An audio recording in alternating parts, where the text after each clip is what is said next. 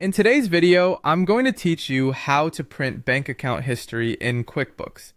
By the end, you'll know exactly where to click, how to fine-tune what shows up, and how to get a clean printout you can file or share. Start by opening QuickBooks and signing into your company. From the main dashboard, look for the accounting area in your navigation. Depending on your layout, it may appear along the left side or across the top.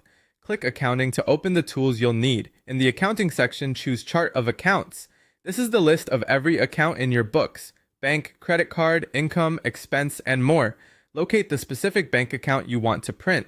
If you have a long list, use the search box or filter by account type to narrow to bank. Double check you're selecting the right account, especially if you manage multiple checking or savings accounts.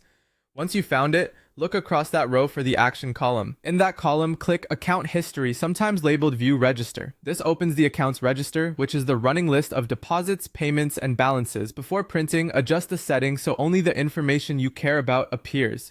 Use the filter to set a precise date range, like the month or quarter you need. You can also filter by transaction type or cleared status if you're matching a statement. Next, open the small gear icon on the register to choose which columns show: payee, memo, reconcile status, and so on. Hide anything you don't need and keep the essentials so your printout is readable. If the order looks off, sort by date so the history reads top to bottom in the right sequence. Click Apply to refresh the list. Take a moment to scan the register. What you see here is what will print, including columns, order, and filters. If the list feels too long, tighten the date range. If details are missing, turn on additional columns or expand any split lines you want visible. When everything looks right, click Print.